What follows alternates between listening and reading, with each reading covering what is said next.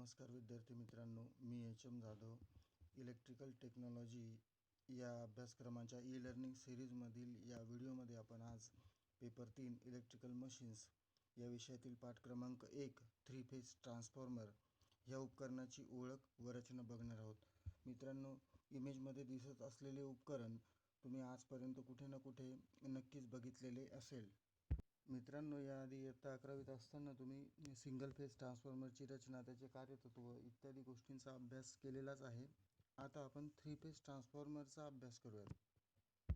सर्वप्रथम 3 फेज ट्रान्सफॉर्मरची थोडक्यात ओळख करून घेऊयात. मित्रांनो, वीज निर्मिती केंद्रामध्ये विजेची निर्मिती ही 3 फेज 11 किलोव्होल्ट या पातळीवर होत असते. हे निर्माण करण्यात आलेले विजेचे ट्रान्समिशन करताना मात्र हा 11 किलोव्होल्ट हा विद्युत दाब वाढवून 110 kV, 132 kV किंवा 220 kV इतका केला जातो. यासाठी हा दाब स्टेपअप करणे आवश्यक असते आणि हे स्टेपअप करण्याचे काम ट्रान्सफॉर्मर या उपकरणाच्या माध्यमातून केले जाते. अशा प्रकारे व्होल्टेज वाढवून ट्रान्समिशन केल्यामुळे ट्रान्समिशनचा लॉस कमी होतो आणि विजेची बचत होते. मित्रांनो, वीज निर्मिती केंद्रापासून ते विविध शहरांपर्यंत वीज पोहोचवित असताना तिच्या मार्गामध्ये विविध ठिकाणी सबस्टेशन्स उभारावी लागतात. तर या ठिकाणी सुद्धा आपल्याला 3 फेज ट्रान्सफॉर्मर्सचा वापर करावा लागतो. त्यांना पॉवर ट्रान्सफॉर्मर्स असे म्हटले जाते. त्यानंतर ज्या शहरामध्ये आपल्याला ती वीज पोहोचवायची आहे त्या ठिकाणी ती पोहोचल्यानंतर त्या विजेचा दाब हा उपभोक्त्याच्या पातळीवर आणण्यासाठी तेथे पुन्हा एक सबस्टेशन उभारावे लागते आणि त्या ठिकाणच्या ट्रान्सफॉर्मरला स्टेप डाऊन ट्रान्सफॉर्मर किंवा डिस्ट्रीब्युशन ट्रान्सफॉर्मर असे म्हटले जाते. फार पूर्वीच्या काळात एका 3 फेज ट्रान्सफॉर्मर ऐवजी 3 सिंगल फेज ट्रान्सफॉर्मर विशिष्ट जोडणीमध्ये वापरलेले असत. परंतु आजकाल 3 सिंगल फेज ट्रान्सफॉर्मर न वापरता एकच 3 फेज ट्रान्सफॉर्मर वापरला जातो. कारण हा वजनाने हलका, कार्यक्षम, सहज उत्पादन करण्याजोगा, सुलभ डिझाईनचा तसंच मेंटेनन्ससाठी कमी क्लिष्टतेचा असतो. 3 सिंगल फेज ट्रान्सफॉर्मरच्या एकत्र जोडणीसाठी जेवढी जागा लागते त्याच्या तुलनेत एकाच 3 फेज ट्रान्सफॉर्मरसाठी कमी जागा लागते. शिवाय वजनाला हलका आणि किमतीला कमी असतो. प्रत्यक्ष हाताळणीसाठी 3 उपकरणांच्या तुलनेत एकच युनिट नेहमी सोयीस्कर ठरत असते. याचकरिता मोठ्या क्षमतेसाठी 3 फेज ट्रान्सफॉर्मर वापरला जातो. मित्रांनो, उदाहरणादाखल तुम्हाला समोर एक सबस्टेशनची इमेज दाखवलेली आहे. यामध्ये आपल्याला 2 पॉवर ट्रान्सफॉर्मर्स विशिष्ट अंतराने सबस्टेशनमध्ये उभारलेले दिसत आहेत. तसेच त्याच्या अवतीभोवती सबस्टेशनमध्ये लागणारे आयसोलेटर्स, सर्किट ब्रेकर्स, CTs, PTs इत्यादी इक्विपमेंट्स आपल्याला इमेजमध्ये दिसत आहेत. मित्रांनो, इमेजमध्ये दिसत असलेले सबस्टेशन हे 33 kV बाय 11 kVचे आहे. म्हणजेच या सबस्टेशनमध्ये जो इनकमिंग पुरवठा आहे तो 33 किलोव्होल्ट क्षमतेचा आहे आणि या सबस्टेशनमधून बाहेर पडणारा जो विद्युत पुरवठा आहे तो 11 kV या क्षमतेचा आहे. मित्रांनो, अशा सबस्टेशनमधून बाहेर पडणाऱ्या 11 kVच्या लाईनला फीडर असे म्हटले जाते. ही फीडर लाईन शहराच्या विविध भागामध्ये डिस्ट्रीब्युशन ट्रान्सफॉर्मरला पुरविलेली असते. आता आपण या 3 फेज ट्रान्सफॉर्मरमध्ये वापरले जाणारे विविध भाग व त्यांचे कार्य बघू. मित्रांनो, आपल्याला समोर एका 3 फेज ट्रान्सफॉर्मरची इमेज दिसत आहे. ह्या इमेजमध्ये दिसणाऱ्या ट्रान्सफॉर्मरच्या प्रत्येक भागाला एक विशिष्ट क्रमांक आपण लाल वर्तुळामध्ये दिलेला आहे आणि त्या प्रत्येक भागाला काय म्हटले जाते याची सूची आपल्याला डाव्या बाजूला दिसत आहे. यातील क्रमांक 1 ला आहे कॉन्झर्वेटर. कॉन्झर्वेशन म्हणजे संचय आणि कॉन्झर्वेटर म्हणजे संचयिका. मित्रांनो, कधीकधी खूप ओव्हरलोड झाल्यामुळे ट्रान्सफॉर्मर ओव्हरहीट होतो आणि त्यामुळे त्याच्या आतमध्ये असलेले ऑइल तापते. हे तापलेले ऑइल प्रसरण पावते. अशा वेळेला त्याला टँकची जागा ही अपुरी पडायला लागते आणि म्हणून ह्या टँकला एका पाईपद्वारे कॉन्झर्वेटर जोडलेला असतो, ज्याद्वारे हे तापलेले ऑइल प्रसरण पावून कॉन्झर्वेटरकडे सरकते आणि कॉन्झर्वेटर त्या तापलेल्या ऑइलला सामावून घेऊ शकते, जेणेकरून ट्रान्सफॉर्मरची मुख्य टँक ही सुरक्षित राहते. कॉन्झर्वेटरने जर हे प्रसरण झालेले ऑइल सामावून घेतले नाही तर ते ऑइल ट्रान्सफॉर्मरच्या टँकमधून बाहेर पडण्याचा प्रयत्न करेल. त्यातून टँक लीक होऊ शकते किंवा तिथं स्फोटही होऊ शकतो. तर अशा प्रकारे कॉन्झर्वेटर ट्रान्सफॉर्मरच्या मुख्य टँकचे संरक्षण करण्यासाठी वापरला जातो. दुसरं आहे एक्सप्लोजन व्हेंट. एक्सप्लोजन म्हणजे स्फोट आणि व्हेंट म्हणजे बाहेर पडण्याची जागा. ट्रान्सफॉर्मर ओव्हरहीट झाल्यानंतर त्यातील ऑइल गरम होते, तसेच त्याच्या आतमध्ये असलेली हवा देखील गरम होते आणि ही हवा गरम झालेली हवा स्फोटक बनते. अशा वेळेला जर ती हवा बाहेर जाऊ दिली नाही तर ती टँकचा स्फोट घडवून आणू शकते. म्हणून एक्सप्लोजन व्हेंटद्वारे ही हवा बाहेर पडण्यासाठी मार्ग उपलब्ध करून दिलेला असतो व अशा प्रकारे एक्सप्लोजन व्हेंटसुद्धा ट्रान्सफॉर्मरच्या मुख्य टँकचे संरक्षण करण्यासाठी वापरले जाते. तिसरा आहे बकॉल्स रिले.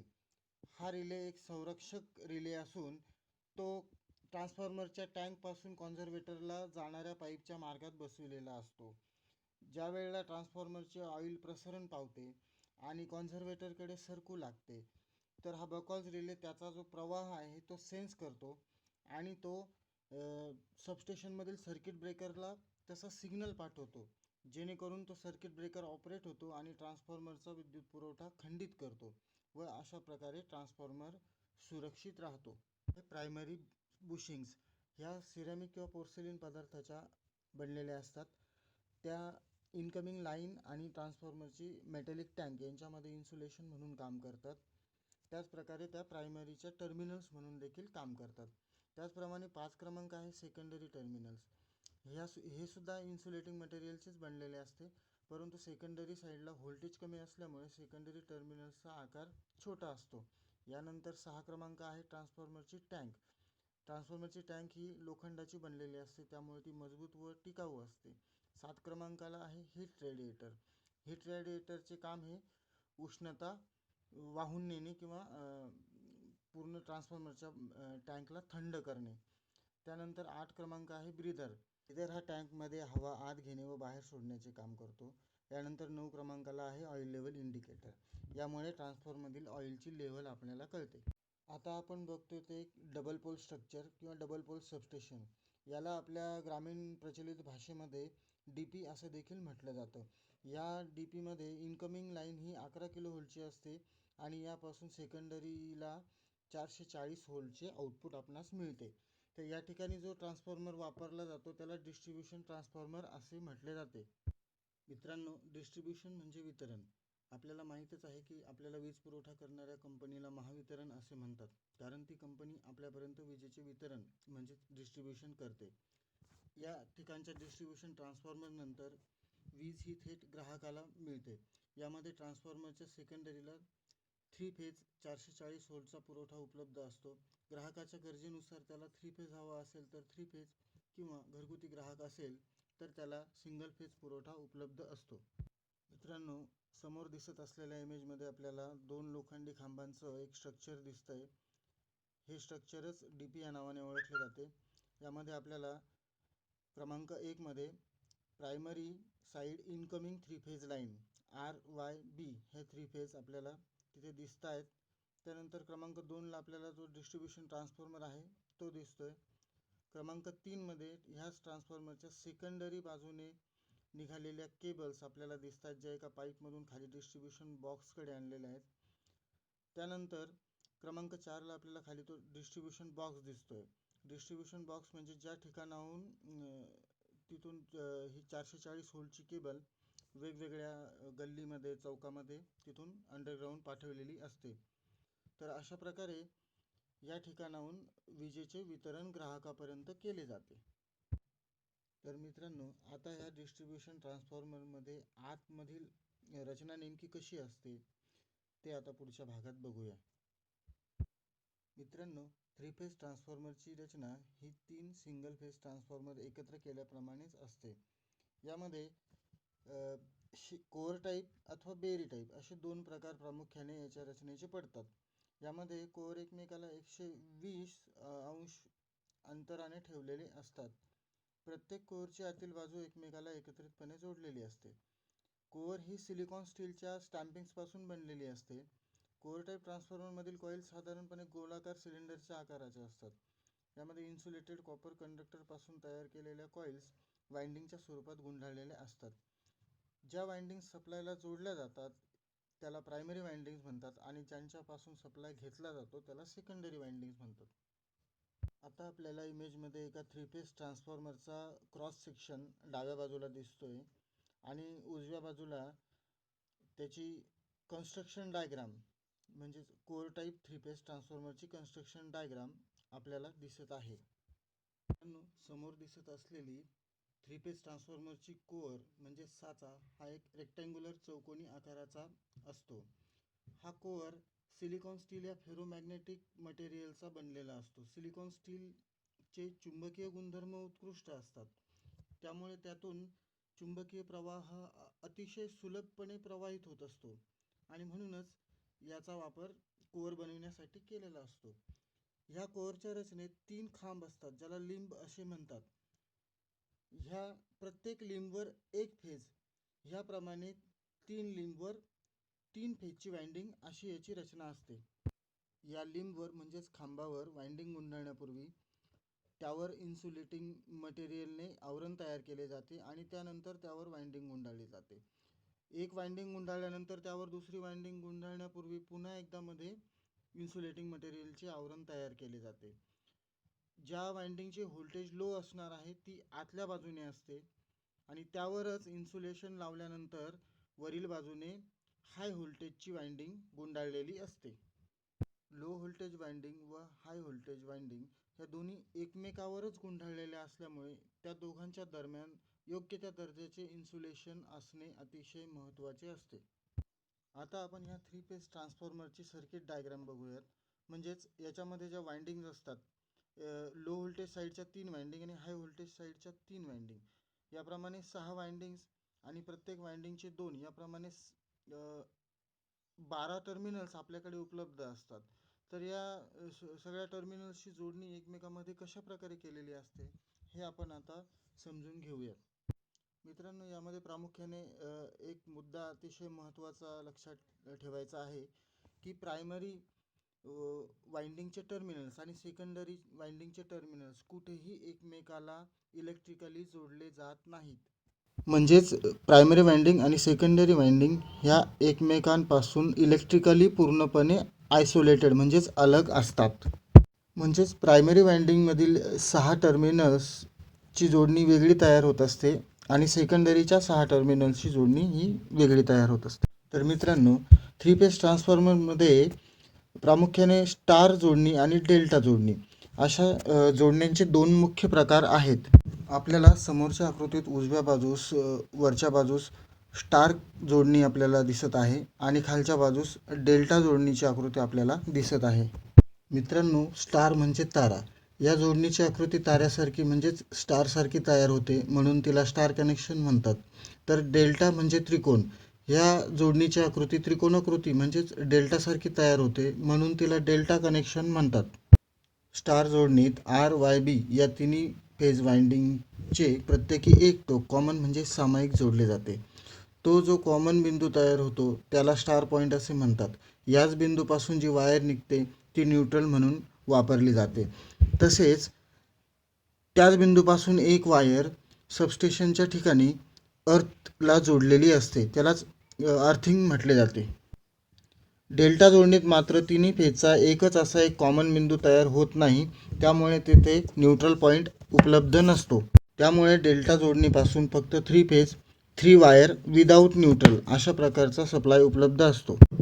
काही ट्रान्सफॉर्मर्समध्ये प्रायमरी स्टार कनेक्टेड तर सेकंडरी डेल्टा कनेक्टेड असते, तर काहींमध्ये प्रायमरी डेल्टा कनेक्टेड तर सेकंडरी स्टार कनेक्टेड असू शकते. सहसा जर ट्रान्सफॉर्मर स्टेपअप असेल तर प्रायमरी स्टार व सेकंडरी डेल्टा असते व ट्रान्सफॉर्मर जर स्टेप डाऊन असेल तर प्रायमरी डेल्टा आणि सेकंडरी स्टार कनेक्टेड असते. अशी जोडणी आपल्याला डिस्ट्रीब्युशन ट्रान्सफॉर्मरमध्ये बघावयास मिळते, ज्या ठिकाणी सेकंडरी ही स्टार असते व सेकंडरीपासून 3 फेज विथ न्यूट्रल असा पुरवठा आपल्याला उपलब्ध असतो. त्या जोडणीमध्ये लाईन व्होल्टेज हेच फेज व्होल्टेज असते, म्हणजे त्यामध्ये न्यूट्रल नसल्यामुळे कोणत्याही 2 फेजमध्ये व्होल्टेज मोजले असता ते सारखेच येते. आणि स्टार जोडणीमध्ये मात्र लाईन व्होल्टेज म्हणजेच फेज टू फेज व्होल्टेज हे पर फेज व्होल्टेजच्या पेक्षा अधिक असते. स्टार जोडणीमध्ये पर फेज व्होल्टेज म्हणजे तिघांपैकी कोणताही एक फेज आणि न्यूट्रल यांच्या दरम्यान मोजले गेलेले व्होल्टेज, आणि स्टार जोडणीतील लाईन व्होल्टेज म्हणजे तीनही फेजपैकी कोणत्याही 2 फेजेसमध्ये मोजले गेलेले व्होल्टेज. जोडणीमध्ये पर फेज व्होल्टेज हे लाईन व्होल्टेज भागिले 3चे वर्गमूळ इतके असते.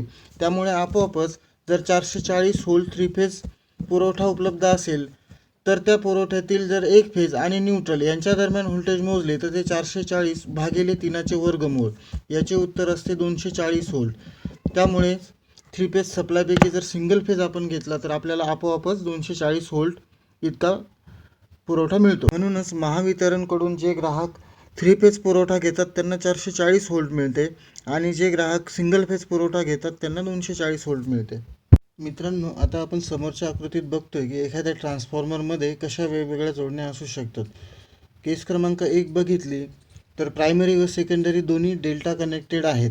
अशी जोडणी ही पॉवर ट्रान्सफॉर्मरमध्ये असते. हा पॉवर ट्रान्सफॉर्मर हा ट्रान्समिशन लाईनच्या मार्गामध्ये जे 132 kV, 220 kV, 400 kV या उच्च दाबाचे जे सबस्टेशन असते त्या सबस्टेशनमध्ये अशा प्रकारच्या जोडणीचा पॉवर ट्रान्सफॉर्मर असतो.